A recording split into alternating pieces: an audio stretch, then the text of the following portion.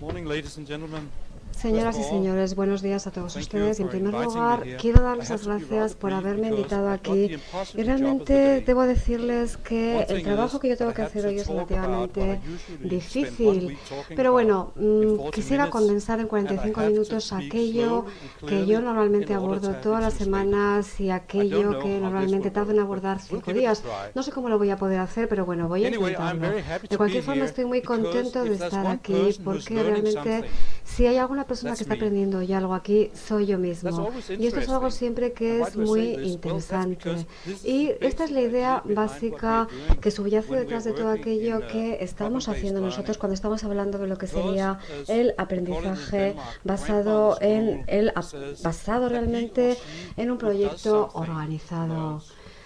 Evidentemente, las personas también que escuchan puede que estén escuchando, puede que estén aprendiendo algo, pero evidentemente siempre se necesita una perspectiva mucho más activa, sin la cual no puede realmente producirse un aprendizaje concreto y un aprendizaje real. Una de las ideas básicas que yo quisiera abordar hoy. Como ustedes saben ya o probablemente han oído, yo procedo del ambiente universitario y también en este momento, al margen de ser el vicedecano de la misma, también estoy en este momento trabajando como profesor en una escuela de educación secundaria con jóvenes que tienen entre 13 y 14 años, abordando temas como física, como química y evidentemente también el aprendizaje basado en la resolución de problemas en proyectos organizados es algo que también yo utilizo en este momento. Lo que voy a hacer es hablarles acerca de por qué tenemos que emplear este tipo de enfoque, cómo se emplea este tipo de enfoque y qué es lo que se hace en este tipo de enfoque. ¿Por qué necesitamos una nueva filosofía del aprendizaje? Bien, hoy en día una de las cosas más importantes es que vemos que en este momento ya se está produciendo una cultura que ustedes pueden observar dentro de la gente joven y aparentemente también hay una serie de cambios en los valores, lo cual provoca un requerimiento evidentemente de las metodologías utilizadas dentro del aprendizaje, sobre todo cuando estamos hablando del aprendizaje no solamente de gente joven, sino de gente que son niños. ¿Cuáles son los cambios que tenemos también nosotros que abordar, que implementar?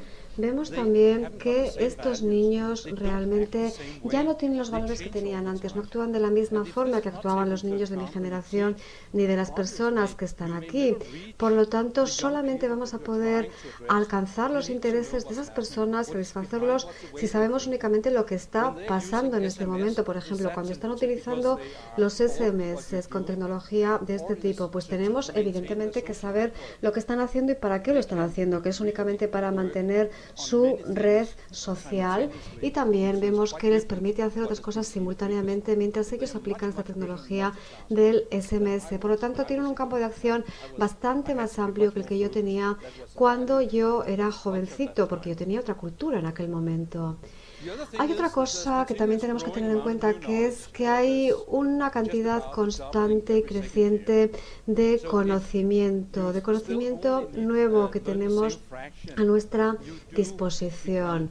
Y evidentemente también tenemos que tener cuidado con el peligro que supone este crecimiento tan importante del conocimiento, que en ocasiones en una simple fracción de segundo puede proporcionarnos una cantidad del mismo tal, un acervo del mismo tal, que puede únicamente introducirnos a desorientarnos. A partir de ahí tenemos una competición internacional. No sé si ustedes aquí están quizás introducidos en este tipo de cuestiones, pero por ejemplo en Dinamarca sí que tenemos una serie de competiciones con el proyecto PISA en las cuales estamos inmersos y en la cual, pues bueno, también se ha incluido nuestra gente joven compitiendo en todo ello. Por otra parte, también vemos que hay una serie de implicaciones industriales. Evidentemente, el conocimiento del que hemos hablado está también demandado por la industria y no solamente tenemos aquí que saber cómo se hacen las cosas, sino dónde se tienen que aplicar. Por lo tanto, vemos aquí que hay una serie de demanda de nuevas capacidades, de nuevas competencias. Evidentemente eso provoca también la necesidad de colaboración y de intercambio de conocimientos de todas aquellas personas con las cuales uno está trabajando en este momento, y se necesita ser capaz también de comunicarse con la gente, de comunicarse con personas que tienen un bagaje diferente al propio, personas que tienen una base y una formación diferente a la propia, y evidentemente este conocimiento ha de comunicarse de forma efectiva para que pueda llegar a ser entendido por otros interlocutores. Y después también necesitamos evidentemente ser capaces de proporcionar soluciones sostenibles. Por ejemplo, si hablamos de la enseñanza a los ingenieros, hoy en día las soluciones aportadas, por ejemplo, dentro del ámbito de la ingeniería, no son soluciones que se consideran adecuadas, sino son soluciones que a su vez son sostenibles, y vemos evidentemente que tenemos que evaluar la sostenibilidad y la capacidad de implementación de dichas soluciones, y además tenemos también evidentemente que ser capaces de someternos a un proceso de aprendizaje que dura de por vida. Si hay una serie de cambios que se suceden, que suscitan en nuestro entorno, tenemos que ser capaces de adaptarnos a ellos y también de adaptar nuestros valores, dándoles ese valor añadido además, pero tenemos también que ser conscientes de que este es un proceso que va a ser un proceso de por vida. Necesitamos saber cómo aplicar el conocimiento, necesitamos también saber cómo validarlo, y evidentemente para todo ello necesitamos insertarnos dentro de este proceso constante, y vemos también que tenemos también que saber ser capaces de utilizar la información que se está proporcionando. Aquí tenemos en este gráfico una serie de elementos de motivación, y esto es lo que los estudiantes pueden aprender dentro de un lapso de tiempo determinado. Y vemos que también, quizás yo he dejado aquí determinados elementos, pero no tenemos que olvidar otra vez esta constante del cambio dentro de las personas. A los estudiantes evidentemente se les aplica o se les proporciona un tiempo determinado para adquirir un determinado tipo de conocimiento, en el cual también se plasman una serie de expectativas que deben cumplirse en dicho lapso de tiempo por lo general. Pero si nos fijamos también en estos límites que el conocimiento y la falta de conocimiento tiene dentro de la profesión, vemos por ejemplo que en el lapso de tiempo que nos proporcionan no podemos enseñarlo todo absolutamente. Tenemos que adaptar la cantidad de conocimiento que tenemos a el lapso de tiempo que está permitido, que se nos ha sido asignado. Por lo tanto, vemos que en ocasiones no va a ser posible impartir todo aquel conocimiento que deseamos, sino que tendríamos evidentemente que restringirlo a un momento concreto, restringirlo también a una porción de conocimiento concreta que podamos adaptar a ese tiempo que nos ha sido asignado. Y también lo que tenemos es rogaría que le dijeran al ponente que tiene que acercarse un poquito más al micrófono, porque en ocasiones pierdo el sonido. Rogaría que alguna persona que esté en primera fila se lo pueda, por favor, comentar. Aquí también tendríamos el trabajo de la sociedad como un trabajo... Sí, por favor, muchas gracias a quien se lo haya dicho. Después, ¿por qué tenemos que implementar este proceso de aprendizaje basado en la resolución de problemas y de proyectos organizados? Creo que todos vosotros habéis oído hablar sobre este tipo de metodología, y esta metodología es algo que realmente es algo bastante novedoso, puesto que no necesitamos un proyecto real como tal, pero evidentemente lo que necesitamos es un aprendizaje experimental, y para ello lo que he hecho yo ha sido modificar el ciclo de aprendizaje denominado ciclo de Kolb, y realmente estoy muy feliz de que Néstor me haya comentado que esto también se conoce aquí, se estudia aquí, porque lo que yo ya empecé a impartir hace 3 años parece que ya se está entendiendo, parece que se está trabajando con ello, y realmente en ocasiones parece que se entiende todo esto, pero realmente se necesita una práctica bastante grande, porque en esto se basa este aprendizaje basado en los problemas. Y en primer lugar, tenemos que pensar en que tenemos el factor experiencias que nosotros recabamos, experiencias que vivimos, experiencias que recopilamos dentro de nuestra vida, experiencias a todo tipo de nivel sensorial, sensorial como, por ejemplo, algo que puedes oler, algo que puedes ver, algo que puedes percibir. Y evidentemente pues tenemos aquí que pensar y reflexionar sobre qué es lo que está ocurriendo y al final elaborar un concepto basado en lo mismo. Y después evidentemente necesitamos hacer una prueba, hacer un test de toda esta experiencia, esta reflexión, esta conceptualización para al final saber realmente si ese concepto que tienes en mente es un concepto adecuado, es un concepto equivocado, es un concepto auténtico, es un concepto realmente que merecería la pena implementarse. Pero lo que hacemos cuando enseñamos, en la forma en que lo hacemos normalmente, como por ejemplo cuando damos una clase magistral o estamos en un aula, lo que hacemos es al inicio del curso, bueno, pues tenemos una serie de participantes, tenemos una serie de personas, de estudiantes, los cuales también están recabando una serie de experiencias, las cuales cada uno vive de forma diferente. Y lo que intentamos hacer es que reflexionen acerca de ello, que reflexionen porque esta va a ser la forma en que puedan trabajar luego, en que esto pueda dar su fruto, en que puedan trabajar en grupo y suscitamos una serie de discusiones y nos aseguramos de que por lo menos hacen una especie de sumario, como mínimo, hacen una especie de resumen de aquello que han reflexionado. Este es el método que normalmente solemos implementar. Después, evidentemente, ya con esto elaboran una serie de conceptos y al final termina el curso. Pero la última parte, que es la parte que en ocasiones solemos soslayar, solemos omitir, es la parte del test. Vemos aquí que evidentemente tenemos que testar, tenemos que verificar, examinar las teorías que hemos elaborado de una forma u otra.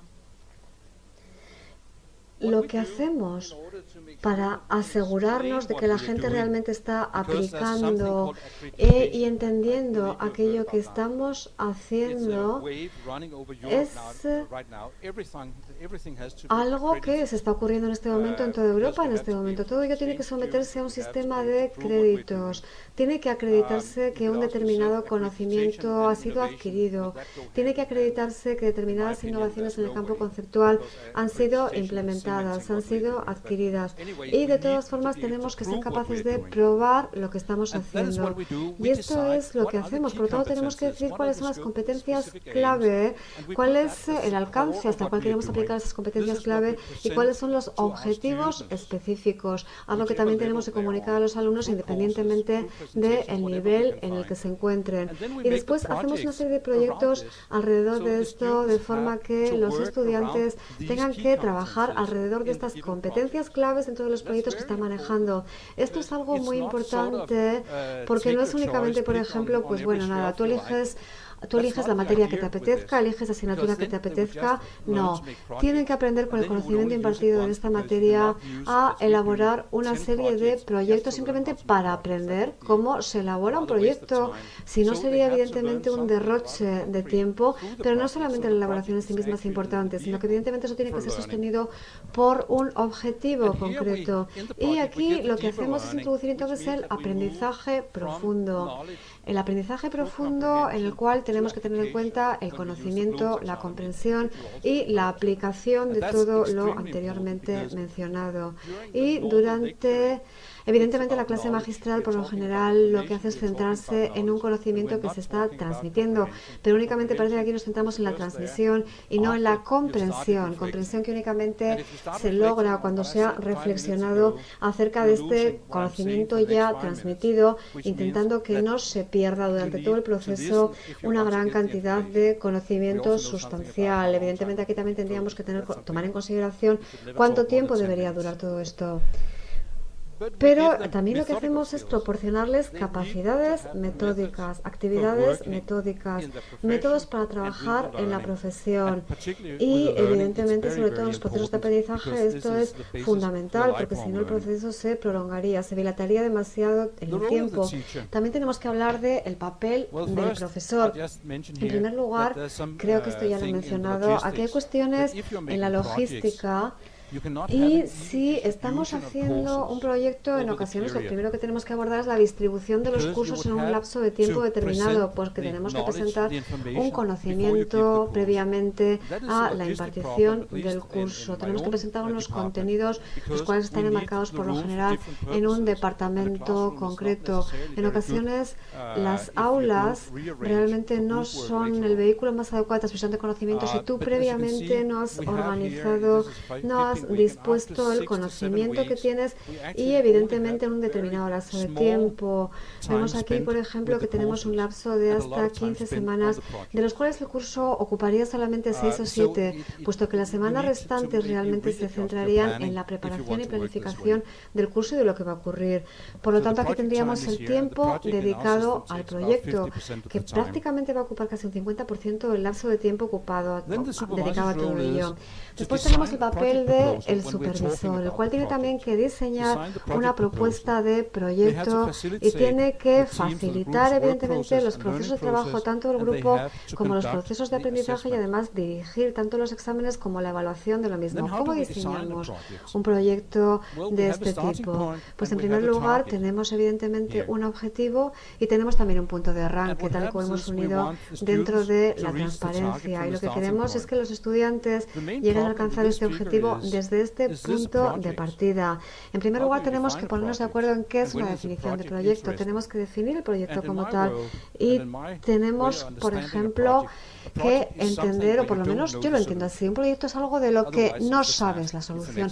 Si supieras la solución no sería un proyecto, sería realmente un ejercicio. Y esto realmente marca una diferencia bastante grande, porque si tú como estudiante sabes que tienes que encontrar una respuesta que probablemente quizás el profesor todavía no conozca, eso es más motivador que hacer lo contrario. Y además, dentro de todo esto, lo que haces es experimentar una serie de cosas, pero tienes un objetivo que tienes que alcanzar. La situación ideal sería que tuviéramos aquí un punto de partida y tendríamos diferentes puntos alrededor de ello para llegar a esta área.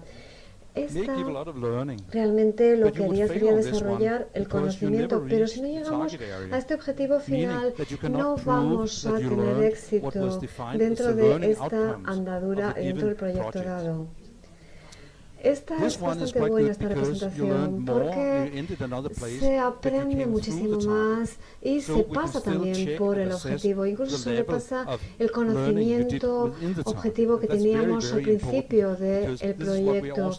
Y por lo tanto, yo siempre insisto que evidentemente sigue siendo importante la cuestión de la acreditación, pero también pregunto a los profesores, ¿cómo podéis probar o verificar que realmente aprenden? ¿Realmente han aprendido algo? Y tenemos que ser realmente muy conscientes de ello cuando trabajamos con este concepto. Después tenemos una serie de ejemplos aquí.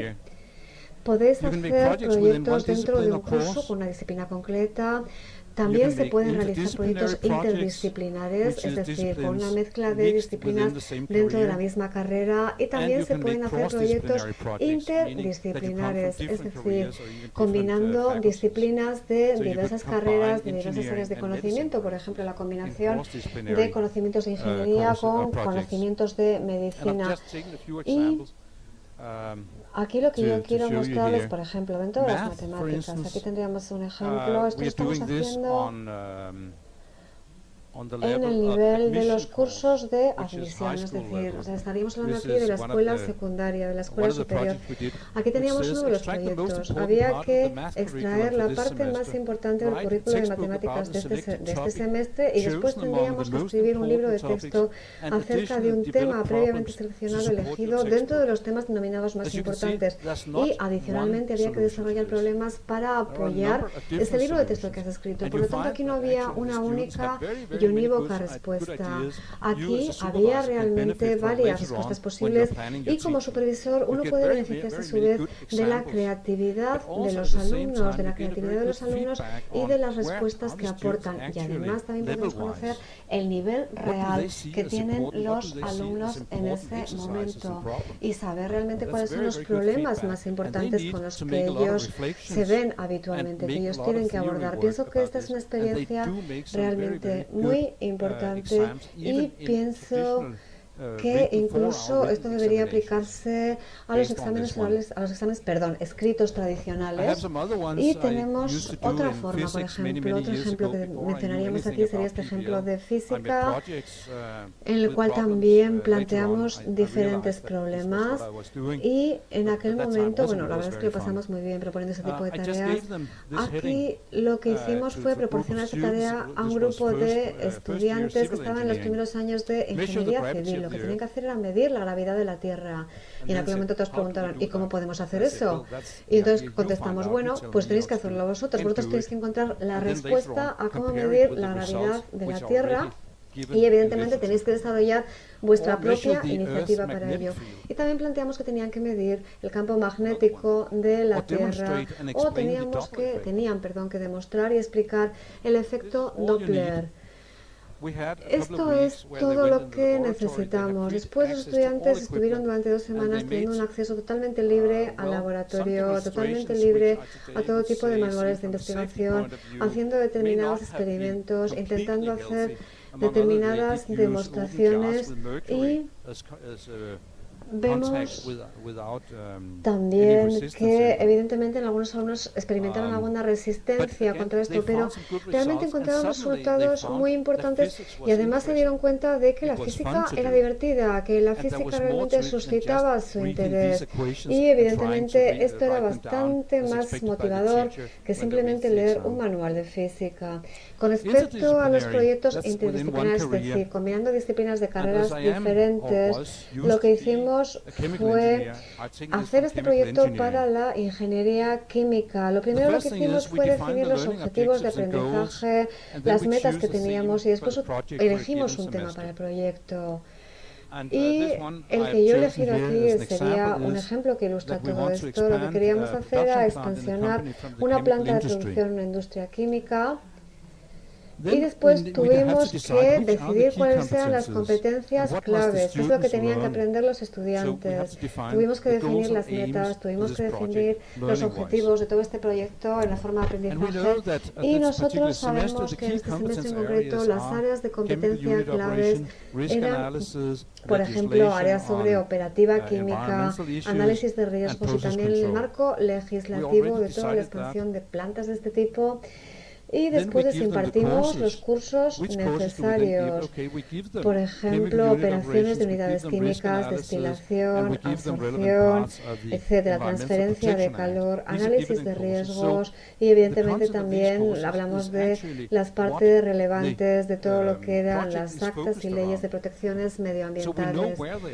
Es decir, sabíamos hacia dónde estaban encaminados, pero no sabíamos dónde iban a terminar realmente. Después tuvimos que definir un proyecto muy interesante. Quisimos que los alumnos definieran este proyecto, y ellos también tenían que demostrar que este tipo de cosas les llevaban a aprender más. En primer lugar, lo que hicimos fue plantear la producción de petróleo con un bajo contenido de benceno, y realmente este problema realmente exigía nuevas especificaciones con respecto al contenido del benceno en el petróleo.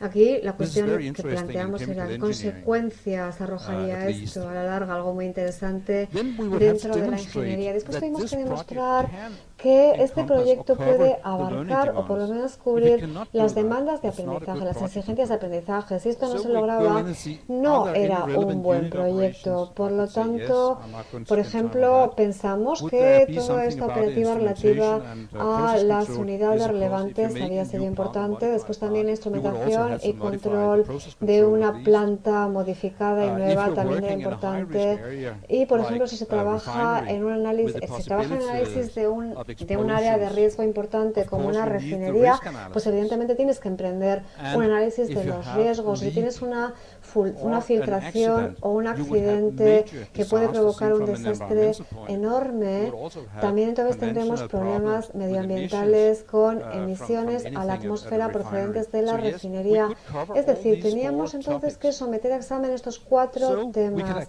y podíamos aceptar esta propuesta en vez de rechazarla porque cubría estos 4 puntos, y si nosotros no hubiéramos podido abordar uno de estos 4 puntos, hubiéramos tenido que rechazarlo porque se hubiera demostrado que este proyecto no era viable y al final no hubiéramos podido estimar las exigencias de aprendizaje, lo cual es extremadamente importante.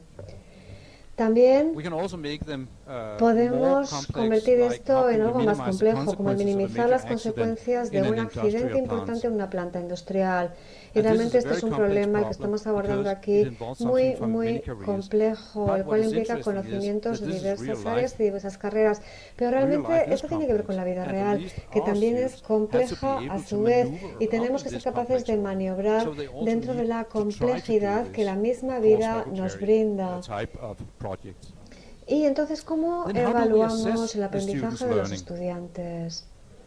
En primer lugar, necesitamos examinar o verificar algo. Necesitamos verificar que ellos realmente han abordado cada uno de los puntos del tema, y para esto hicimos este plan de evaluación con los diferentes temas que habían afrontado. Y vimos aquí los diferentes objetivos de este tema y los fijamos en esta tabla, y también vemos que tuvimos que tener en cuenta también cosas como valores, como actitudes que afectan el aprendizaje.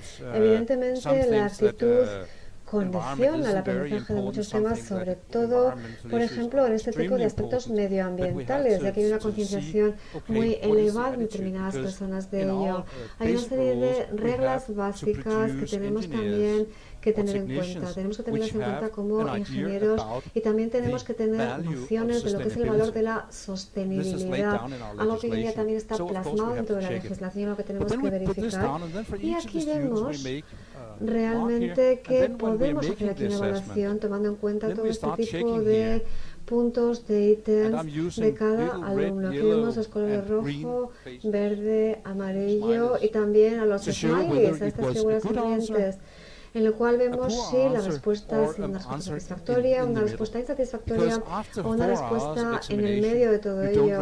Porque evidentemente si no tomas nota de ello, después de 4 horas de examen vas a olvidar realmente cuál es la evaluación adecuada de cada una de estas respuestas. Y además planteamos para ello una pregunta extra. Y para ello vemos aquí que esto demostró ser un punto bastante débil dentro de los estudiantes, algo que aparece marcado con el color rojo. Y después continuamos de esta forma planteando preguntas.